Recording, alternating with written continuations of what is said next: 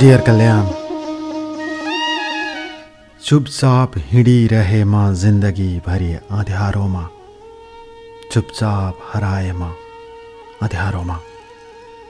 उज्यालोको प्रतीक्षामा मैले दिन रात हप्ता महिना कटाउँदै गए, वर्ष बिताए। तर पनि उज्यालोको प्रतीक्षामा बसिरहेका मेरा आँखाहरू अनवरत रसाए। तर कहिल्यै पनि खुसीको घाम नउदाएको मेरो जीवनमा र त्यही अँध्यारोको कान्ला मुनि बसिरहेकी म, जीवनको गतिमा उज्यालोले कहिले काहीँ आवेग छरेर हिँड्छ कि भनेर म कुरिरहे। मृत्युले जीवन कुरे झैँ, कहिले सम्झनामा, कहिले यादमा, कहिले तरेलीमा, अनवरत रूपमा बग्दै जाने मेरा सम्झनाका झिझी विषाहरू आज शब्द शब्दमा बिसाउन चाहेकी छु। मनभित्रका पीडाहरू, मनभित्रका घाउहरू, मनभित्रका दर्दहरू आफूभित्र समाएर हिँड्ने यो जीवनको यात्रामा कहिलेकाहीँ सोच्थे म एक्लो छु, तर होइन रहेछ। हरेक मान्छेसँग आफ्ना पीडा र सङ्घर्षका कथा छन्। म पनि मेरो कथा डियर कल्याण तपाईँलाई बिसाउन चाहे र लेखे। मेरो कथा कहिले प्रसारण हुन्छ या हुँदैन मलाई थाहा छैन, तर मलाई विश्वास छ तपाईँले मलाई सम्झनुहुन्छ। किनकि मेरो कथामा पीडा छ, मेरो कथामा समाज छ, मेरो कथामा द्वन्द्व छ र द्वन्द्वभित्र उम्रिएको यो घाउले अझै पनि बिसेक हुन पाएको छैन। म सम्झन्छु मेरा ती अतीतका पानाहरू म बिस्तारै बिस्तारै पल्टाउँछु र देख्छु त्यही भित्रको अवशेषमा मैले छोडेका मेरा पुराना स्मृतिका पलहरू म आज पनि सम्झिरहन्छु।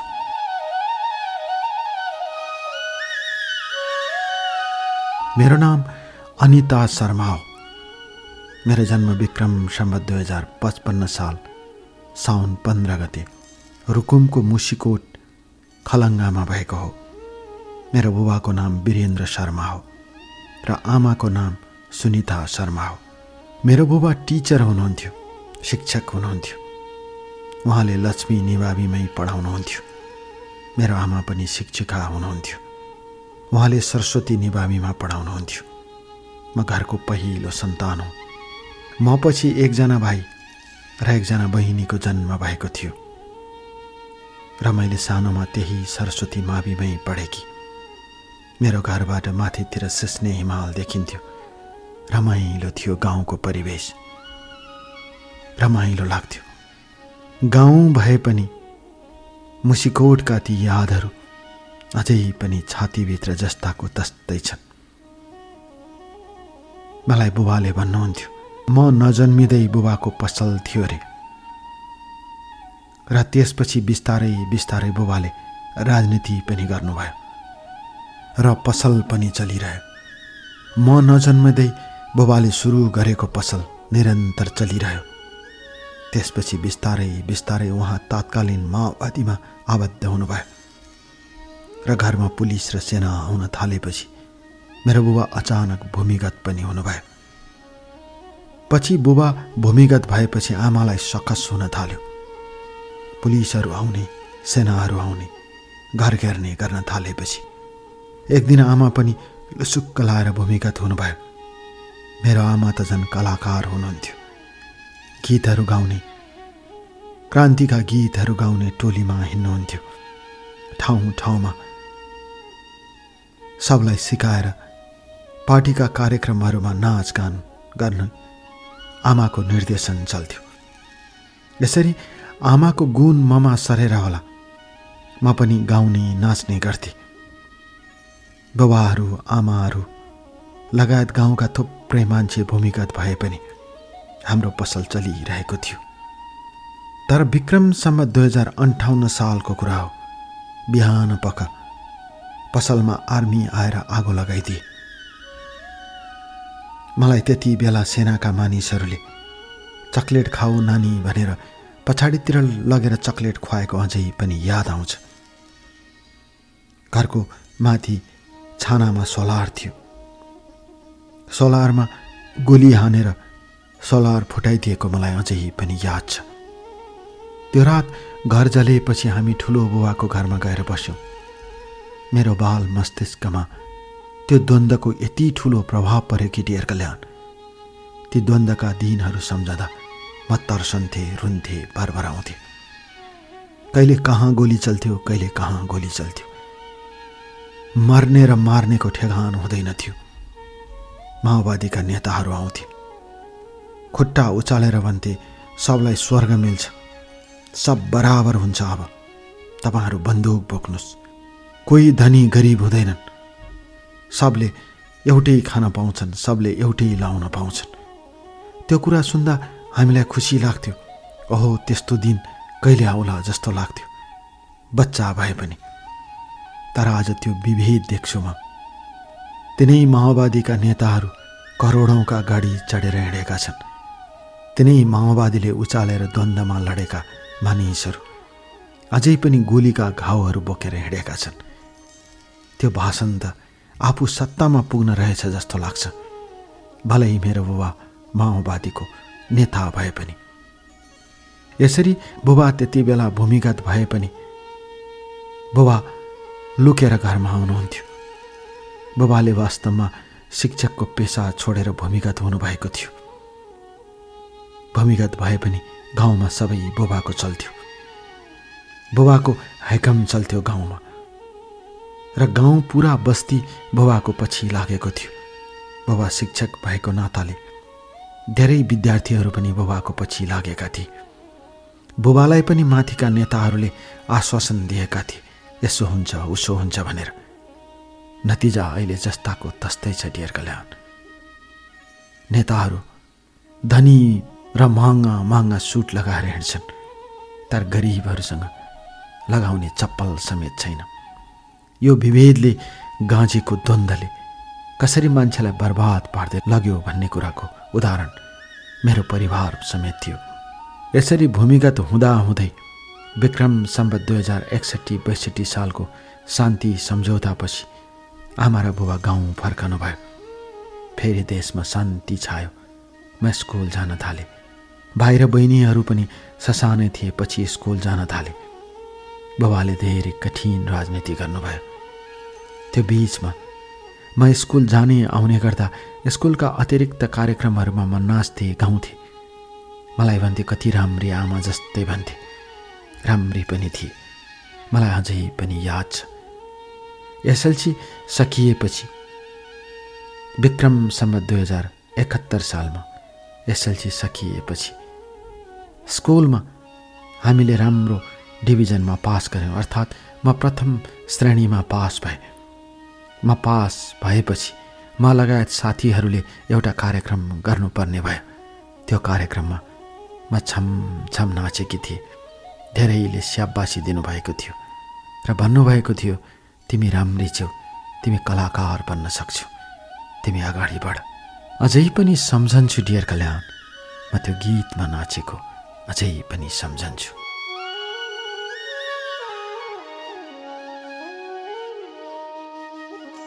डियर कल्याण, हृदयको गहिराईभित्र, मनको शीतल छहारीभित्र जब जब मैले मेरो जीवनको सङ्गीत रोजेँ, मैले मेरो जीवनको भाका खोजेँ, तब तब जिन्दगीले मलाई कर्कश आवाज सिकाउँदै गयो। जब मैले सङ्गीत सिक्न थालेँ, तब मेरो सङ्गीतभित्र दुःख र पीडाहरू थपिँदै जान थाले। सङ्गीतमा जब दुःख र पीडा थपिँदै जान्छ, त्यो सङ्गीतले हृदयलाई छुँदो रहेछ। तर सङ्गीत र जिन्दगानी फरक हुँदो रहेछ। सङ्गीतभित्रको पीडाले सबैलाई छुन्छ, तर जिन्दगानीको पीडाले मान्छेलाई एक्लो बनाउँदो रहेछ। सिउँडीको बोट जस्तै, कतै एकान्तमा उम्रेको एक्लो सिउँडीको बोट जस्तो बनाउँदो रहेछ। जीवनका भोगाइहरू, जीवनका तिता मिठा क्षणहरू, जीवनका पीडादायी क्षणहरू साराका सारा जम्मा पारेर जीवनको कथा लेख्न बस्यो भने हरेक मान्छेसँग कथा हुन्छ। हरेक मान्छेसँग आआफ्ना पीडा हुन्छन्। कसैले तिनै पीडालाई पोख्छन्, कसैले बाहिर हाँसेर भित्रभित्र लुकाएर बस्छन्। लुकाउनेहरूको जिन्दगानी भन्दा दुःख बिसाउनेहरूको जिन्दगानी हलुङ्गो हुन्छ। त्यही भएर त मैले मेरो कथा लेखिरहेकी छु डियर कल्याण। जिन्दगानीका ती अनेक क्षणहरूमा, जिन्दगानीका ती आरोह अवरोहहरूमा जब जब मैले मेरो जीवनलाई घसेड्दै लगे, तब मैले भेटेँ मेरो जीवनको कथा साँच्चीकै पृथक छ, साँच्चीकै फरक छ। यसरी विक्रम सम्वत 2071 सालमा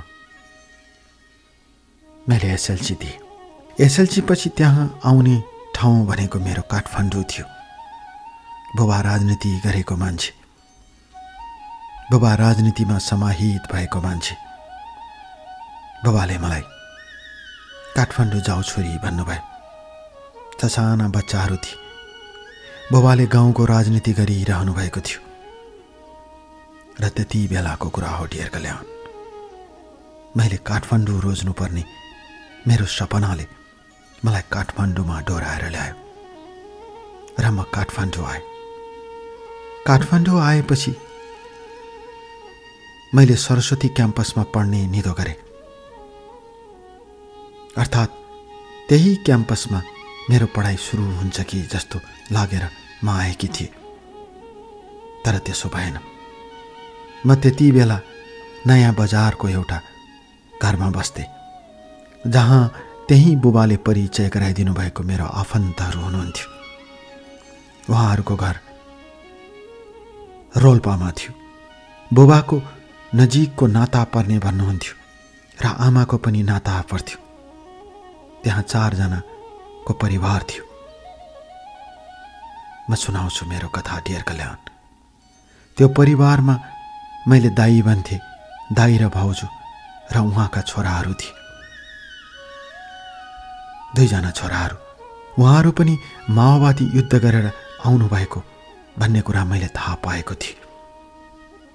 घर फराकिलो थियो, भाडा राम्रै तिर्नु भएको थियो। म त्यहीँ बसेँ डियर कल्याण र त्यसपछि मैले त्यहाँ बेसिक कम्प्युटर सिक्न थालेँ। बुबाले पठाइदिएको पैसा मैले राख्थेँ र त्यही दाइले मेरो पैसा तिरिदिनुहुन्थ्यो। भन्नुहुन्थ्यो तिमीले पैसा तिर्नु हुँदैन भन्नुहुन्थ्यो। थुप्रै थुप्रै पैसा लिएर आउनुहुन्थ्यो। मलाई कहिलेकाहीँ शङ्का लाग्थ्यो, गाउँ घरमा के नै हुन्छ र डियर कल्याण। मैले बुबा आमाको दुःख देखेको थिएँ। त्यही दुःखमा हुर्केको, त्यस्तै भूमिगत जीवन बिताएको मान्छेसँग यति धेरै पैसा कसरी हुन्छ शङ्का लाग्थ्यो। कहिलेकाहीँ भन्थे नेताहरूले लुकाउन ल्याएको पैसा उहाँसँग छ भन्थे। कसैले के भन्थे म वास्ता गर्दैन थिएँ। एक कानले सुन्थे, अर्को कानले उडाउँथे डियर कल्याण। यसरी दिनहरू बित्दै गए। बेसिक कम्प्युटर कोर्स सकेपछि मेरो बुबा आउनुभयो र मलाई सरस्वती क्याम्पस नजिकैको एउटा +2 मा भर्ना गरिदिनु भयो बुबाले। म खुसी थिएँ। बुबा आएपछि बुबाले मलाई सपिङमा लानुभयो, लुगाहरू किनिदिनु भयो, सबै कुरा किनिदिनु भयो र पैसा पनि दिनुभयो। 10,000 रुपियाँ जति खल्तीमा राखिदिनु भयो। म फुरुङ्ग परेँ र त्यही घरमा बस्न थालेँ। मेरो कोठा छुट्टै थियो र त्यो दाई भाउजूका छोराहरू छुट्टै बस्थे र दाई भाउजू अर्को कोठामा बस्नुहुन्थ्यो। मानिसहरू आउ जाउ चलिरहन्थ्यो। यसरी दिनहरू बित्दै गए डियर कल्याण। म जाने आउने पढाइमा व्यस्त हुन्थेँ र त्यति बेला मैले बुबालाई फोन गरेर भने, बुबा म नृत्य पनि सिक्छु।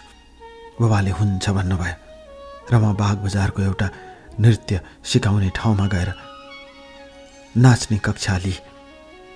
सबैले भन्थे राम्री छौ, तिमी नाच्न पनि सक्छौ, नाच भन्थे र म नाच्थेँ। मेरो नाच धेरैलाई मन पर्थ्यो, तर गुरुहरूले भन्थे नाच्न त तिमी राम्रो नाच्छौ, तर यसरी नाच्नुहुन्छ, यसरी नाच्नुपर्छ भनेर लयबद्ध तरिकाले सिकाउनुहुन्थ्यो। त्यसपछि लगत्तै म एउटा भिडियोमा डान्सरको रूपमा काम गरेँ। मैले त्यो भिडियो तपाईँलाई पनि पठाएकी छु। हो, त्यो नाच्ने मै हुँ। यसरी मेरो पढाइको साथसाथै अतिरिक्त क्रियाकलापहरू चल्दै गयो। डियर कल्याण, विक्रम सम्वत 2073 सालमा मैले +2 को इक्जाम दिएँ। +2 को इक्जाम दिइसकेपछि म एकचोटि घर गएँ। घर जाँदा सबैले काठमाडौँमा बसेर आएकी कति राम्री भने, कसैले मुसारे, कसैले के गरे, कसैले माया गरे। साथी सङ्गीहरूले रमाइलोसँग बित्यो। त्यसपछिका दिनहरूमा मैले पढ्नुपर्ने अझ जरुरी थियो र त्यसपछि मैले बुबालाई भने, बुबा म बहिनीलाई पनि लिएर जान्छु, भाइलाई पनि लिएर जान्छु। म त्यहाँ बस्दिनँ। अनेक थरीका मान्छेहरू आउँछन्, कसैले राम्रो नजर लाउँछन्, कसैले नराम्रो नजर लाउँछन्। म छुट्टै बस्छु, हुँदैन भनेपछि बुबाले हुन्छ भन्नुभयो, आमाले पनि हुन्छ भन्नुभयो र त्यसपछि म काठमाडौँ आएँ। काठमाडौँ आइसकेपछि म नयाँ बजारमा नबसेर माथि गङ्गबुमा बस्न थालेँ र त्यहीँ नजिकको एउटा कलेजमा BBS पढ्न थालेँ। गङ्गबुको रिङ रोड नजिकै थियो मेरो डेरा। सुर्खेतका मानिसहरूको घर थियो। कोरियामा 2 जना छोरा पठाएर घर बनाउनु भएको थियो घरबेटीले। माथिको कोठामा आफूहरू बस्नुहुन्थ्यो, त्योभन्दा तल्लो फ्ल्याटमा हामी 3 जना बस्थ्यौँ। म कलेज जाने आउने गर्थेँ। बुबाले दुःख गरेर राजनीति गरेर पैसा पठाउनुहुन्थ्यो र म त्यो सबै व्यवस्था गर्थेँ।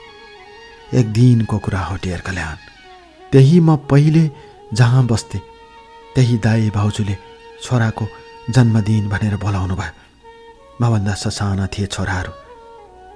म, बहिनी र भाइ गयो। त्यहाँ जाँदा एकजना केटासँग मेरो परिचय भयो। जनवादी युद्धमा लडेको एकदमै राम्रो मान्छे भनेर स्याबासी दिन्थे। यसैले गर्दा अहिले हामी राजनीतिमा आएका छौँ, यसको पनि देन छ भनेर हात मिलाउँथे।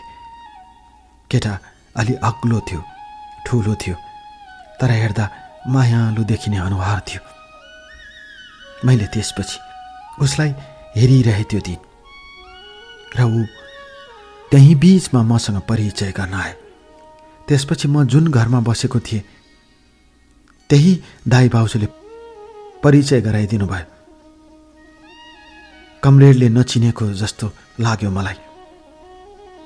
यही घरमा बस्थिन् नि पहिले भनेपछि उसले गहकिएर हेऱ्यो मलाई र मुसुक्क हाँस्यो र भन्यो मैले चिने। उसको नाम जीबाट आउँछ, मानौ उसको नाम जित बहादुर हो। डियर कल्याण, आज म तपाईँलाई साँचो कुरा भन्दैछु। जित बहादुरको कथा सुनाउँदैछु तपाईँलाई दिल खोलेर। त्यो दिन उसले मतिर हेरेर गयो।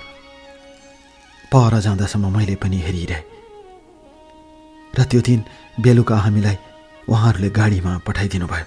माओवादी युद्ध गरेको मान्छे आफ्नै गाडी चढेर हिँड्ने हैसियत भइसकेको थियो। उता गाउँमा गोली लागेका कार्यकर्ताहरूले चप्पल लाउन पाइसकेका छैनन्, तर यता सहरमा बस्ने नेताहरू आफ्नो गाडी चढ्ने भइसके। माओवादी द्वन्द्वले छलाङ मारेको साँच्चै रहेछ जस्तो लाग्यो। तैपनि मनमा धेरै कुरा नखेलाएर घर गए।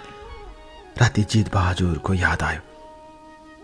को होला, कस्तो होला, कहाँको होला भन्ने उत्सुकता राम्रोसँग मेटिन नपाउँदै गयो। फेरि कहाँ भेटिन्छ होला जस्तो लाग्थ्यो। डियर कल्याण, म सुनाउँछु मेरो कथा, मेरो जिन्दगानीको कथा। म आज तपाईँलाई दिल खोलेर सुनाउँछु, बस दिल खोलेर।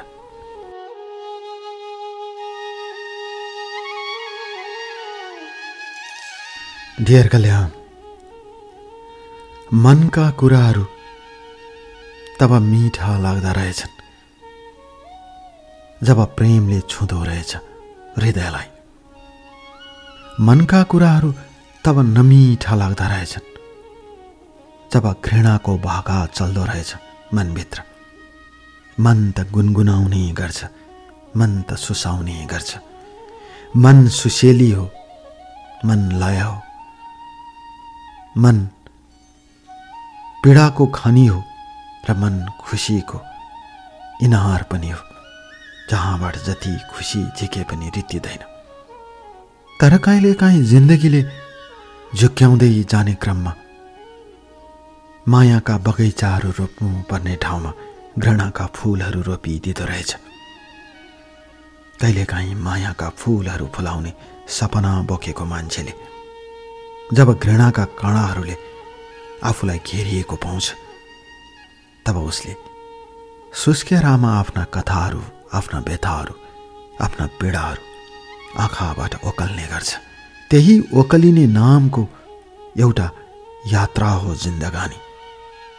यो जिन्दगानी यात्रा हो डियर कल्याण। मान्छे कहाँबाट कहाँ पुग्छन्, कोही तल झर्छन्, कोही माथि चढ्छन्, कोही देश बदल्छन्, कोही भेष बदल्छन्, कोही इच्छा बदल्छन्, कोही आकांक्षा बदल्छन्। तर सबै बिस्तारै बिस्तारै मृत्युको चियानतिर हिँडिरहेका छन्। जीवनमा एक दिन मृत्यु हुन्छ भन्ने कुराको अवशेष नलिनेहरू घृणाको पर्खाल खडा गरेर हिँड्छन्। तर जीवनलाई बुझ्नेहरू लयबद्ध हुन्छन् र सरल तरिकाले हिँड्छन्। जीवनका दुई भाग मैले यही भेटेकी छु डियर कल्याण। यसरी मैले आफ्नो जीवनलाई अगाडि बढाउँदै लगे डियर कल्याण। बाबा आमा आउनुहुन्थ्यो। घरबेटीको संरक्षणमा म राम्रैसँग आफ्नो जीवन चलाइरहेकी थिएँ। एक दिनको कुरा हो, मैले फेसबुकमा एउटा गीत गुनगुनाएँ। त्यो मेरो गुरुले, जसले मलाई नृत्य सिकाउनुहुन्थ्यो, गुरुले भन्नुभयो, तिमीले त गीत पनि गाऊ, गीत पनि राम्रो छ तिम्रो स्वर, आऊ म चिनाइदिन्छु भनेर उहाँले त्यही बाग बजारको जहाँ हामीलाई नृत्य सिकाइन्थ्यो त्यसको पल्लो छेउमा लागेर एकजना गुरुलाई चिनाइदिनु भयो। म त्यहाँ पनि गीत गुनगुनाउन थालेँ, गीत सिक्न थालेँ, सङ्गीत पढ्न थालेँ र मैले फेसबुकमा गीतहरू गाएर हालिदिन्थेँ, अपलोड गरिदिन्थेँ। नभन्दै गीत रेकर्ड गर्ने दिन पनि आयो डियर कल्याण। दिनहरू आउँदा रहेछन्, गीत रेकर्ड गरियो, तर राम्रो चलेन।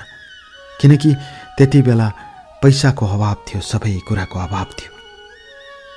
मेरो गीत सुनेर त्यसपछि मैले ठमेलको एउटा दोहोरी साँझमा गायिकाको रूपमा काम पाएँ। मैले फोटो पनि पठाएकी छु डियर कल्याण त्यो दोहोरी साँझको। र त्यसपछि मैले बुबा आमालाई भने, मैले गीत गाउन थालेँ, मैले जागिर गर्न थालेँ। आमाले भन्नुभयो, पढेको भए हुन्थ्यो नि, के को जरुरी थियो, होइन मलाई रहर थियो त्यसैले। बुबाले गाली गरे पनि आमाले त्यति मात्र भन्नुभयो।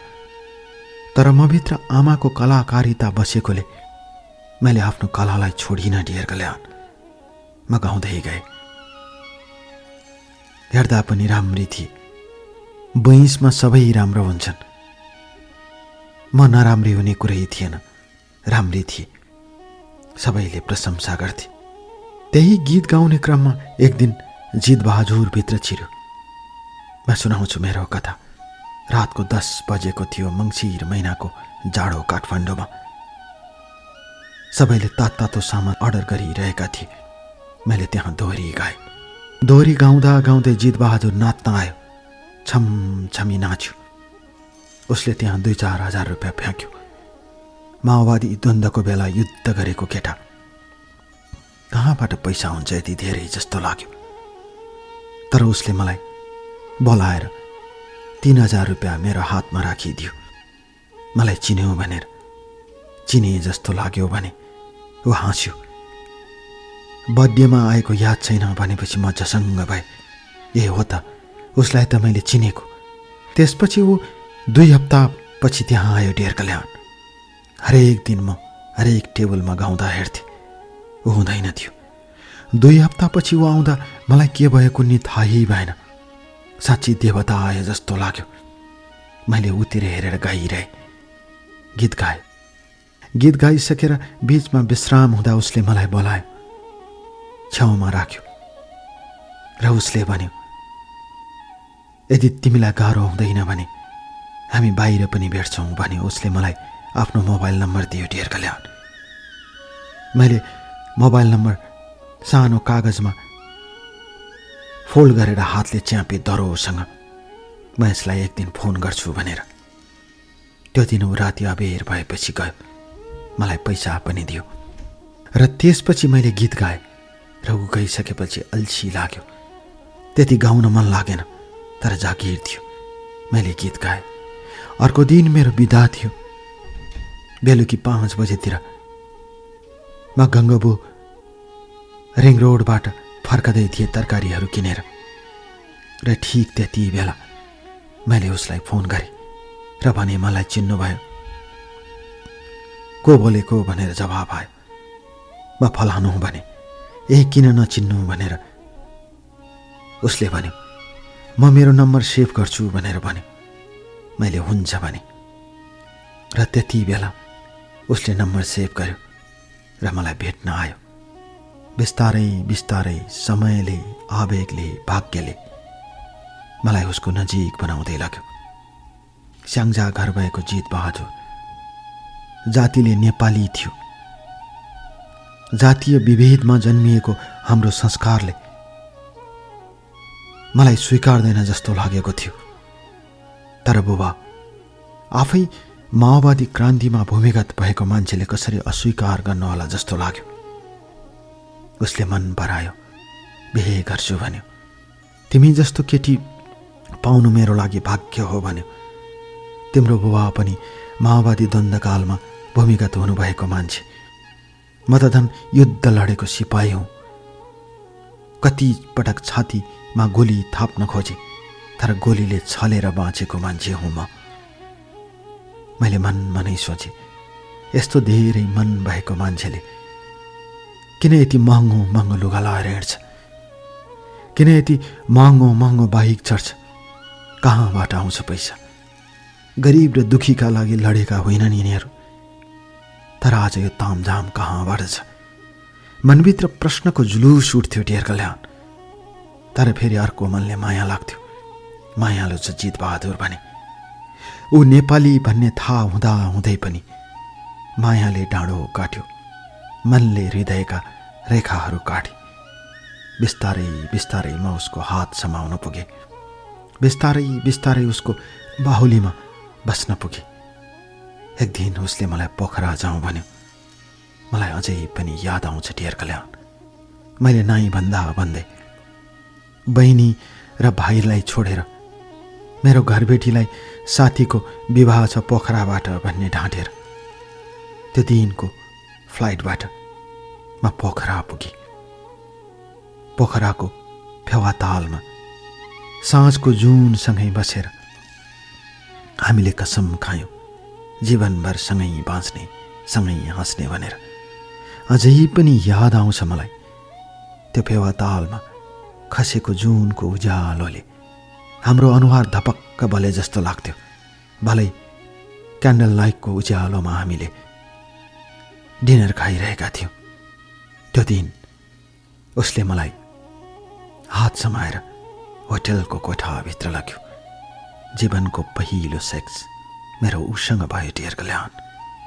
म कसरी सुनाउँ मेरो कथा? मेरा हृदयका पानाहरू भरिएका मेरो कथा म आज तपाईँलाई दिल खोलेर सुनाउँछु।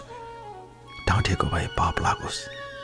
तपाईँ त हुनुहुन्छ डियर कल्याण मनका कुराहरू पढिदिने, हृदयका कुराहरूलाई आत्मसात गरिदिने।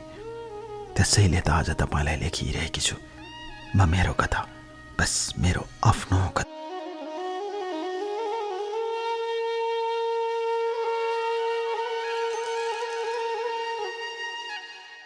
डियर कल्याण, बाँधिएका मनहरू बोकेर हृदयका आवाजहरू जब हराउन थाल्छन् तब सपनाहरूले पनि रङ बदल्दा रहेछन्।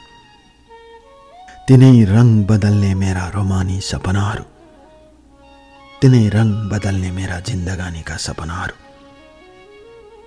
तिनै रङ बदल्दै जाने मेरा भावनाका कुराहरू र तिनै रङमा खेल्दै जाने पापीहरूका सपनाहरू। म सुनाउँछु आज तपाईँलाई मेरो कथा। जिन्दगानीको खाल्डोभित्र, जिन्दगानीको भुमरीभित्र, जिन्दगानीको परिवेशभित्र जब समयले समयलाई लखेड्दै जान्छ, समयले समयलाई उछुन्दै जान्छ, तब जीवनका भाकाहरू, जीवनका रहरहरू, जीवनका कहरहरू हराएर जाँदा रहेछन्, बिलाएर जाँदा रहेछन्। तिनै बिलाउँदै जाने जिन्दगानीका कथाहरू आज फेरि अवशेषमा खोजेर शिला खोजे झैँ ढेर कल्याण खोज्दै खोज्दै तपाईँलाई लेखिरहेकी छु म मेरो कथा। यसरी उसँग मेरो सामिप्यता बढ्यो, प्रेमले बाटो फेर्यो। त्यो केटासँगको पहिलो सेक्सको अनुभवले अथवा मेरो जीवनको पहिलो नायकको रूपमा आएकोले म ऊबाट छुट्टिन सकिनँ। हामी 2 दिन बसेर फर्कियौँ। फर्किएपछि उसले मलाई मेरो घरमा ल्याएर छोडिदियो, अर्थात् गङ्गाबुमै ल्याएर छोडिदियो। म गएँ। कोठामा जाँदा भाइ र बहिनी पढिरहेका थिए। यिनीहरूलाई देख्दा नरमाइलो लाग्यो। एउटा केटी मान्छे। यिनीहरूलाई ढाँटेर गए। बाबा आमाले दिदी पक्का छे भनेर भाइ बहिनीलाई राखिदिनु भएको छ। म आफै यस्तो बाटोमा हिँडे भने यिनीहरूले भोलि कुन बाटो हिँड्लान्। बाटो बिडाए भने मैले यिनीहरूको गालामा थप्पड हान्ने अधिकार मेटियो मेरो भने। आफूले बाटो बिराएपछि बाटो बिराउनेहरूलाई कसरी भन्नु। मनमा कुरा खेलाउँदै म किचनमा बसेँ। तिनीहरूले के कुरा ल्याइदिएको भनेर मेरो झोला खोदल्न छाले। त्यहाँ केही थिएन। शून्य भएर आइसकेकी केटीमा त्यहाँ के हुन्थ्यो। एउटा मेरो गीतको एल्बम थियो। तिनीहरूले अनुहार बिगारे। त्यसपछि माथि घरबेटी दाइ र भाउजू आउनुभयो। कस्तो भयो त विवाह भनेर उहाँहरूले प्रश्न सोध्नुभयो। मैले जवाब दिन सकिनँ, तर मुखले मात्र दिए कस्तो रमाइलो भनेर। आफ्नो जिन्दगानीको सम्बन्धलाई गाँसेर आए कि मैले अरूको विवाहको नाटक रचेर गए। मैले ठिक गरेँ कि गल्ती गरेँ, म सुनाउँदै जान्छु मेरो कथा। यसरी मलाई छोडेर गएको 3 घण्टापछि उसले फोन गर्यो र उसले घरमा आउने वातावरण मिलाइदिनु पर्छ भनेर भन्यो। मैले के भनौँ कसो भनौँ भइरह्यो। मैले घरमा आउनु हुँदैन भने। चलाक थियो केटा। मभन्दा 13 वर्ष जेठो रहेछ केटा। पछि थाहा भयो उसले मलाई मन नपराउनुको कुनै कारणै थिएन। मन परायो। असाध्यै माया गर्यो ढेर कल्याण। झुटो बोले कि होइन। कहिलेकाहीँ त यति राम्रो केटीको बोयफ्रेन्ड छ कि छैन भनेर जिस्काउँथ्यो। कस्तो लाग्छ भनेर सोधे। मलाई त्यस्तो लाग्दैन, मैले जिस्काएको मात्र भन्थ्यो। यसरी दिनहरू बित्दै गए। समय अगाडि गुज्रदै गयो। एक दिन ऊ नभन्दै मेरो फ्ल्याटमा आइपुग्यो। आएर बस्यो। बहिनीहरूलाई साथी भने मैले। घरबेटीहरूलाई मेरो दाइ पर्ने मान्छे भने। उहाँहरूले वास्ता गर्नु भएन। त्यसपछि ऊ सधैँ खाना बोकेर आउँथ्यो। मैले उसको बारेमा त्यति चियो चर्चो गर्दैन थिएँ। अब एउटा राम्रो गीत रेकर्ड गर्नुपर्छ भने उसले। मन पराएको मान्छेले मनको कुरा बोलिदिँदा कति खुसी हुन्छ ढेर कल्याण। त्यसपछि 1 कान 2 कान मैदान हुँदै यो कुरा घरमा पुग्यो। दशैंको समय थियो। आमाले घरमा बोलाउनु भयो र म घरमा गएँ। उसलाई भनेर गए कि ऊ पनि स्याङ्जा जान्छु भन्यो र आमाले सोध्नुभयो सिधै त्यो केटाको बारेमा। मैले केटा ठिक छ जात नेपाली हो भने आमाले गालैमा थप्पड हान्नुभयो र भन्नुभयो बाहुनकी छोरी भएर जात फाल्ने। मैले भने आमा तपाईँहरू त क्रान्ति गरेको मान्छे, यही हो तपाईँको क्रान्ति भनेपछि बुबाले चुपलाक भन्नुभयो। म केही बोलिनँ। म पत्ता लगाउँछु त्यसको नामले भनेर भन्नुभयो। त्यसपछि बुबाले त्यहीँबाट फोन घुमाउँदै जानुभयो। एक दिन एउटा कुरा, अर्को दिन अर्को कुरा, अर्को दिन अर्को कुरा पत्ता लाग्दै गयो। त्यसपछि बुबाले भन्नुभयो तेरो आँखा फुटेको थियो। बुबाले 2 झापड हान्नुभयो, 2वटै गालामा। भन्नुभयो केटाको श्रीमती छ, 2वटा बच्चा छ, त्यो पनि पानी नचल्ने केटा। तँलाई यही बाँधेर काटेर फ्याँकिदिऊ भन्नुभयो। त्यो कुरा सुन्न साथ मेरो जमिन धसिए जस्तो भयो डियर कल्याण। विश्वासमा दरार आएपछि, विश्वासमा घात गरेपछि कसको क्या लाग्छ र? म बाबा आमा अगाडि रोए, धुरु धुरु रोए। बुवाले भन्नुभयो अगाडि पछाडि नहेरेर हिँड्ने। मैले साराका सारा कथा सुनाएँ यसरी भेट भएको भनेर। त्यसपछि बुबाले सबै ठाउँ फोन गर्नुभयो। सबैले भने हामीलाई त केही थाहा छैन। म छक्क परे। उसले सबैलाई भनिसकेको छु, चिन्ता नगर तिमीले भन्नु पर्दैन, मैले सबैलाई भनिसकेको छु भनेर केटाले भनेको सम्झे। त्यसपछि बुबाले मलाई काठमाडौँ जान बन्देज लगाउनु भयो। बन्देज लगाएको कुरा उसले थाहा पायो र एकजना मान्छेलाई पठायो, गाउँकै मान्छे। ऊ पनि भूमिगत कालमा उसँगै हिँडेको। उसको साथमा एउटा मोबाइल पठाइदियो, यो मोबाइल चलाउनु भनेर। सिम थियो। मैले त्यहीँबाट फोन गरेँ र म रोएँ। उसले मलाई सम्झाए, रुनु पर्दैन, तिमी यहाँ आऊ, एकोरो कुरा सुनेर हुँदैन। म तल्लो जात भनेर बुबा आमाले नभएको कुरा गर्नुभएको। तिमी त्यहाँबाट आऊ, त्यहाँबाट निस्क, म तिमीलाई घरमा लैजान्छु। उसले यही भन्यो डियर कल्याण। मायामा बाँधिएकी म, पिरतीमा गाँचिएकी म। मैले उसलाई झलझली सम्झेँ। प्रेममा र युद्धमा सब चिज जायज हुन्छ भनेको सही हो जस्तो लाग्यो। मैले घरमा विद्रोह गरेँ। बाबा आमाले मान्नुभयो। 15 दिनपछि म केही गर्दिनँ, पढ्न जान्छु भन्ने कसम खाएर म काठमाडौँतिर हिँडेँ। मलाई अझै पनि याद छ, दाङको तुलसीपुर आइसकेपछि मलाई उसले फोन गर्यो र भन्यो तिमी प्लेनमा आऊ। मैले होइन म बसमा आउँछु भने, सामानहरू छन् भने, र म बस चढेँ। बस जति जति काठमाडौँतिर हुइकदै जान्छ उति उति उसको याद आउँछ।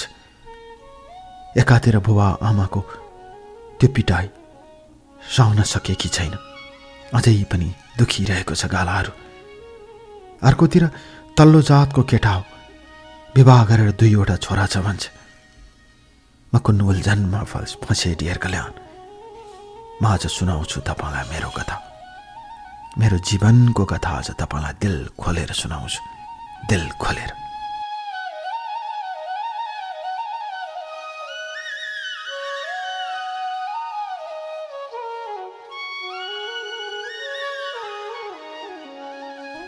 डियर कल्याण, जीवको छाया त सबैले देख्छन्, तर मनको छाया कसैले देख्दो रहेनछ। छायाको पनि छाया हुँदो रहेछ। छायाका उपछायाभित्र एउटा मनले अर्को मनलाई खोजिरहँदो रहेछ। त्यही देख्न नसकिने छायाले मान्छेलाई अर्को छायामा पुर्याउँदो रहेछ। जीवनमा लाग्ने डढेलोहरू, जीवनमा आउने भेलहरू जीवनमा आउने पीडाका पहाडहरू जब त्यही छायाभित्र ओझेल पर्छ तब जीवनले शास्ति फेर्दो रहेछ।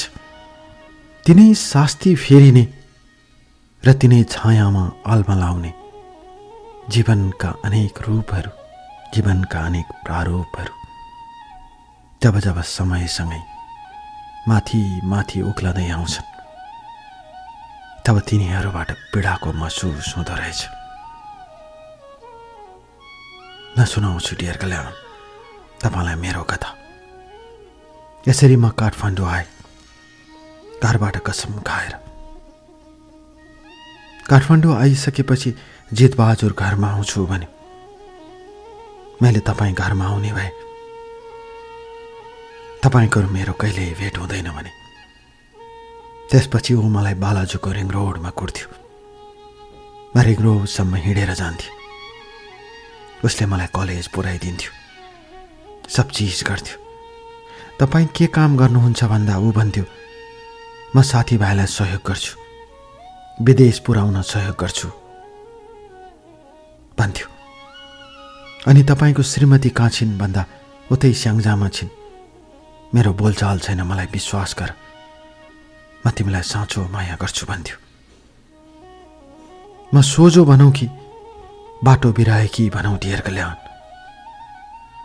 राजनीति गर्ने बुबा आमाकी छोरी त्यति लाठी पनि होइन म। तर उसको मायाको चुगोलमा म फस्दै गएँ। दिनहरू बित्दै गए। 74 साल लाग्यो। म बीबीएसको तेस्रो वर्षमा पढ्ने विद्यार्थी। नृत्य पनि सिकेकी थिए, गाउँथे पनि दोहोरीमा, जाने आउने गर्थे। उसले यसरी हुँदैन भनेर स्कुटी किनिदियो। तिमीलाई सुन लगाएको मन पर्छ भनेर सुनले छपक्कै छोपिदियो। मायालाई पैसामा दाँच्नु हुँदैन भन्थे, तर त्यो माया सँगसँगै आएको कुराले सन्तोषको सास फेर्न मन लाग्दो रहेछ। उसको सबै कुरा मेरा भाइ बहिनीले थाहा पाए। मेरी दिदी त बेची भनेर भाइले भन्यो। व्रता बोल्छस् भनेर मैले उसलाई पिटेँ। उसले पनि मलाई पिट्यो। डियर कल्याण र पिट्दै भन्यो, बाबा आमाको सम्पत्ति थियो, आफै कमाएर खान सक्ने भइसकेकी थिइस् ती त। उसले त नै भन्यो। तर आज कसैले गहना र स्कुटी किन्यो भनेर सब चिज त्यागेर हिँडेकी छिस्, तँलाई बाबासँग भनिदिन्छु भन्यो। डियर कल्याण अर्को दिन उसले फोन गर्यो, मेरा सारा कुरा भनिदियो। बाबा आउनुभयो करिब 15 दिनपछि। घरमा भएका सारा चिजहरू फ्याँकिदिनु भयो। सुनका गहना मैले जितबहादुरलाई लगेर राख्न दिएकी थिएँ, मेरो घरमा नराख भनेर। तल राखिएको स्कुटीमा आगो लगाइदिन्छु भन्नुभयो। सबैलाई सोध्नुभयो, सबैलाई खोज्नुभयो। आफ्ना कार्यकर्ता साराका सारामा हल्ला भयो। माओवादी क्षेत्रका ठुल्ठुला नेताहरूसँग कुरा पुग्यो। जितबहादुर कहिलेकाहीँ लुक्न जान्थ्यो, तर फेरि आइहाल्थ्यो। 2075 सालमा बीबीएस सकिएपछि, बीबीएसको इक्जाम दिएपछि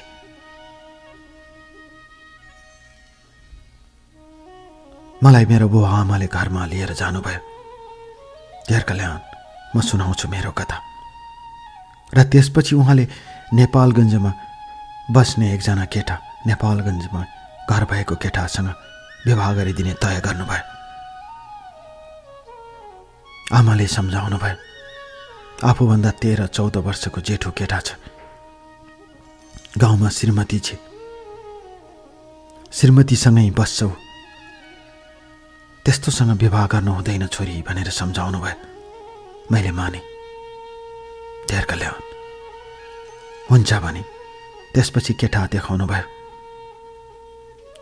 सरकारी जागिर भएको केटा मलाई देखाउनु भयो बुबा आमाले। लोकसेवा पास गरेर जागिर खाएको केटा देखाउनु भयो। केटा हेर्दा राम्रो थियो, मैले फोटो पठाएकी छु, कृपया उसको नाम नभनिदिनुहोला। मलाई केटा मन पर्यो भने मलाई बुबा आमाले नेपालगञ्ज लिएर जानुभयो। मेरो सानी आमाको घर थियो धम्बोजी चोक नजिकै। त्यही घरमा राखेर केटासँग परिचय गराइदिनु भयो।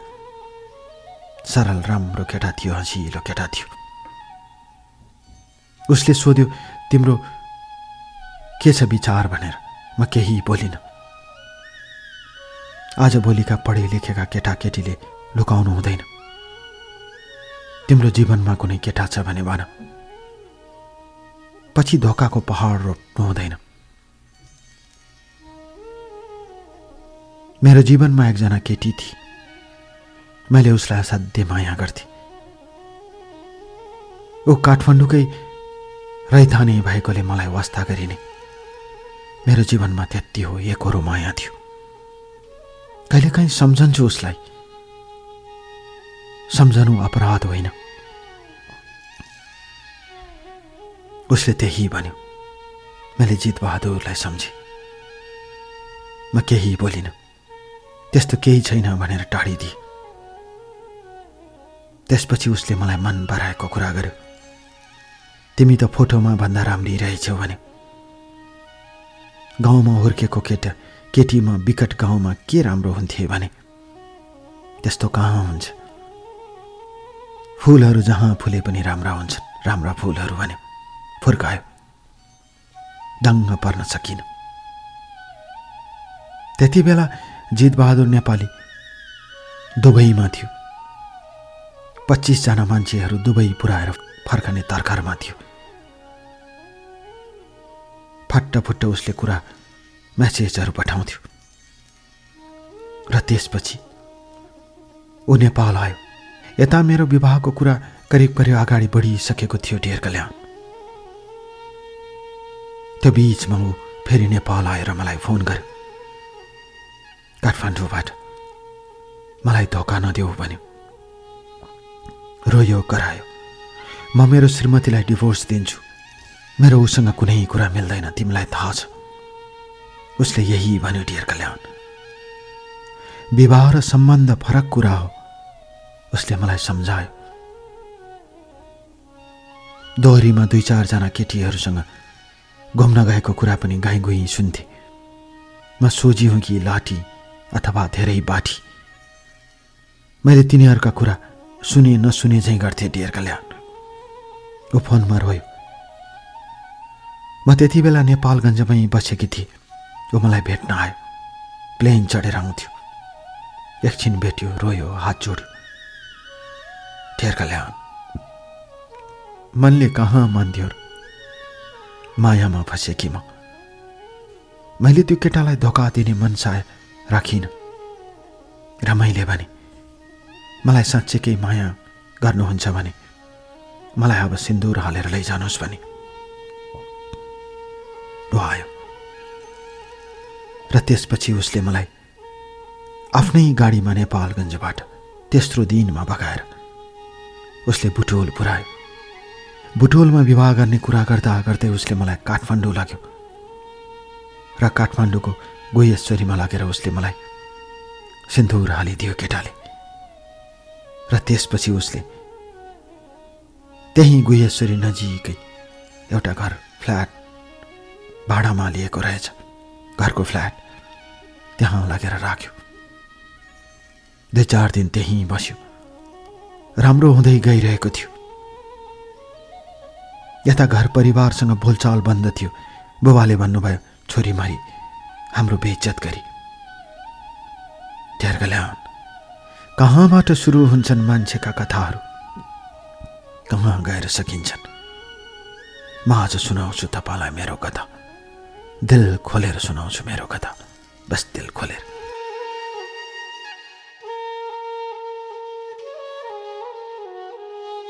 डियर कल्याण, हृदयभित्रका घाउहरू जब कसिँदै जान्छन् तब पीडाले डाँडो काट्दो रहेछ। तिनै काटिएका कुराहरू, पारी पुगेका कुराहरू र हृदयले आफूलाई थाम्न नसकेका कुराहरू आज म लेखिरहेकी छु। यसरी उसले मलाई आफ्नो बनायो र त्यहाँ राखेको करिब 15 दिनपछि उसको दुबई जानु छ भनेर उड्यो। जाने बेला म रोएँ। ऊ कामले गयो कि के कारणले गयो थाहा भएन। त्यसपछि माओवादीका साथीहरू जति बेला द्वन्द्वमा बुबासँग काम गर्थे, उसैसँग काम गर्थे, तिनीहरूसँग चिन्जान भएका तिनीहरूले फोन गर्न थाले र उसको बारेमा नाना किसिमका कुराहरू आउन थाले। राम्रो काम गरेर हिँड्दैन केटा भनेर। ऊ हप्ता उठाउँदै हिँड्छ।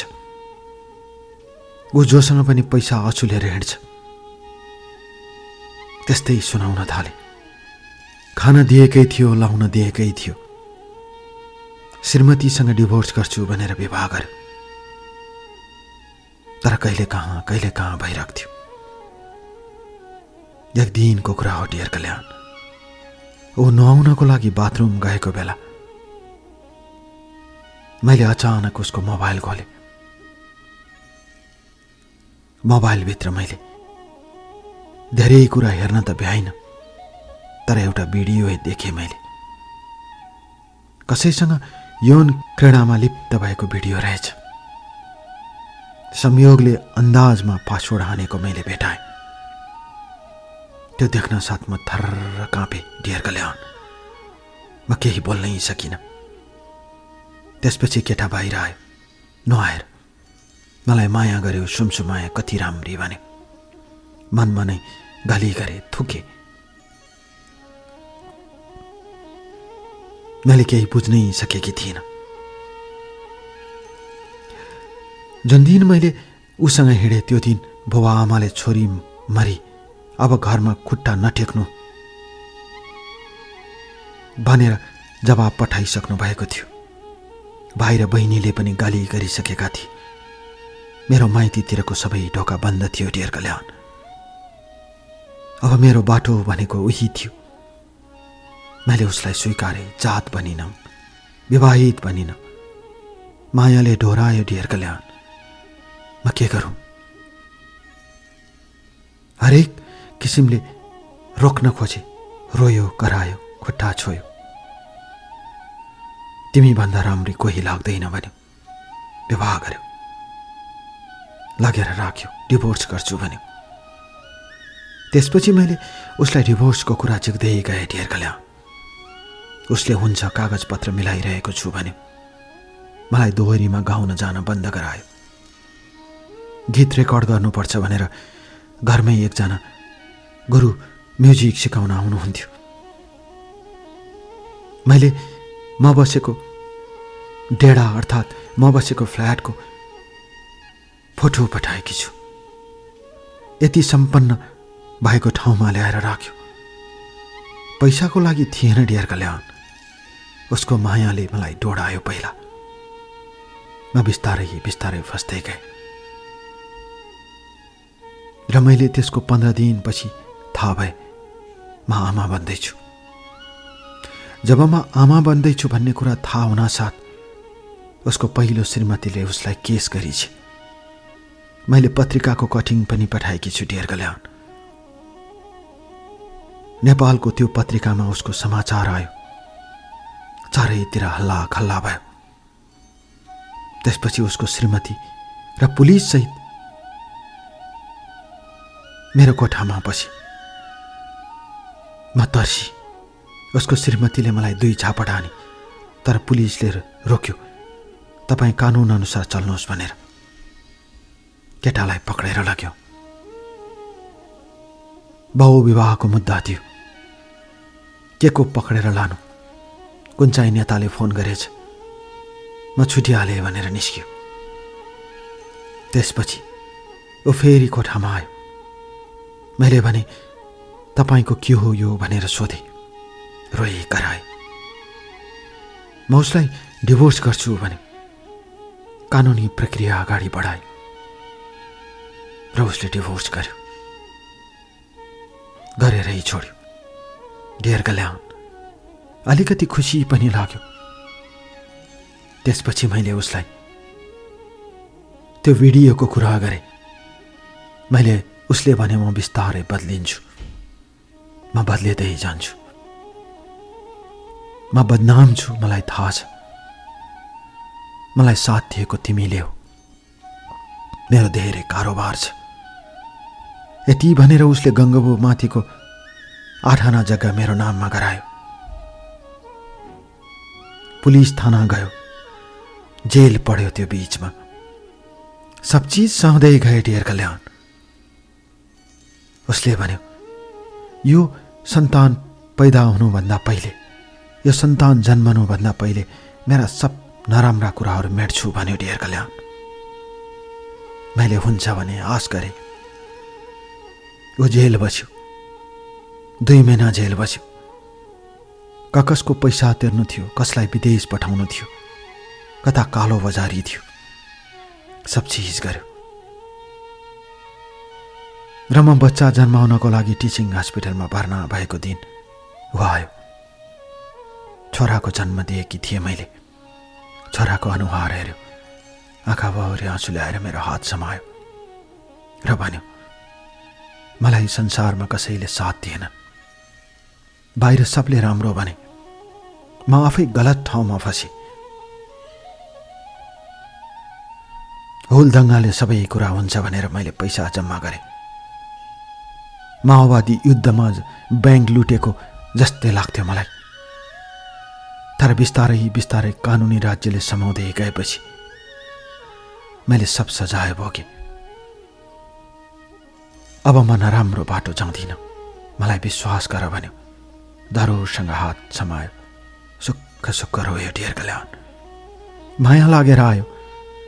जे जस्तो भए पनि उसको लागि जिन्दगी सुम्पेर आएकी थिए। तेस्रो दिन उसले मलाई अर्को ठाउँमा लिएर गयो, महाराजगञ्ज माथि। अर्को ठाउँमा उसले फ्ल्याट लिएर बसेको रहेछ मेरो लागि। मलाई त्यहाँ लिएर गयो र भन्यो, अब म नराम्रो काम गर्दिनँ, मेरो विचार गर। उसले यही भन्यो, रोयो। केटा मान्छे रुनु हुँदैन भन्थे। धेरै पटक रोएर विश्वास गरे। ढेर कल्याण। अहिले पनि म उसँगै छु। दुनियाँले प्रश्न उठाउँछन्। पहिलेको श्रीमतीलाई डिभोर्स गरेर उसले अंश दिएको छ। पहिलो श्रीमतीबाट एउटा छोरा यतिखेर अस्ट्रेलियामा छ। ऊ आएको बेला मलाई भेट्छ। तर यतिखेर जित बहादुर बेग्लै भएको छ। पहिलेका करतुतहरू छोडेर ऊ एउटा साधारण व्यवसाय गरेर बसेको छ। मैले व्यवसायको सबै फोटोहरू पठाएकी छु। ढेर कल्याण। मान्छे गलत बाटोबाट सही बाटोमा आउँछ भने मैले साथ दिँदा के भयो भनेर गर्व गर्छु। अहिले समयमा घरमा आउँछ, समयमा बस्छ, समयमा जान्छ। मैले केही नराम्रो देखेकी छैन। पुराना कुराहरू सुनाउँछन्, मलाई भड्काउँछन्। तर मैले उसको साँचो रूप देखेको छु। उसका सकारात्मक कुराहरू देख्छु म। र यतिखेर साँच्चीकै सही बाटोमा छ। कहिलेकाहीँ भन्छ, तिमीले साथ नदिएको भए म अझ गलत दिशामा लाग्थेँ। मलाई घर परिवारले लखेट्यो, मेरो पार्टीका मान्छेहरूले लखेटे। द्वन्द्वको बेला बैंक लुट्न पहिला पस्ने मान्छे म। द्वन्द्वको बेला पहिलो ब्यारेक आक्रमण गर्ने मान्छे म। तर म माथि कलङ्कको टीका लगाएर नेताहरू माथि चढे। मलाई तिमीले साथ दियो। पहिलेको श्रीमती पनि म नराम्रो भनेर माइतीमा गएर बसी। तर तिमीले साथ दियो। मलाई विश्वास गर, म तिमीलाई कहिल्यै पनि धोका दिँदैन। र यो छोराको कसम, म तिम्रो आँखामा आँसु ल्याउँदैन भन्छ। ढेर कल्याण। जिन्दगी परीक्षा हो। जिन्दगी परीक्षणमा घुमिरहँदो रहेछ। वर्षौंसम्म विश्वास गरेको लोग्ने तुरुन्तै बदलिन्छ। वर्षौंसम्म विश्वास गरेको स्वास्नी तुरुन्तै बदलिन्छ। कसको के विश्वास गर्नु? तर जित बहादुर नेपाली स्याङ्जाको केटा, मभन्दा 13 वर्ष जेठो केटा, अहिले सुध्रिँदै गइरहेको छ। मलाई गर्व लाग्छ। उमेर जेसुकै भए पनि, पहिले जे जस्तो गरे पनि अहिले मेरो असल श्रीमान भएको छ। मेरो कथा, सत्य कथा मैले आज सुनाएँ। मैले पाप गरे कि पुण्य गरे मलाई थाहा छैन, तर मेरो कथा यही हो, बस यही।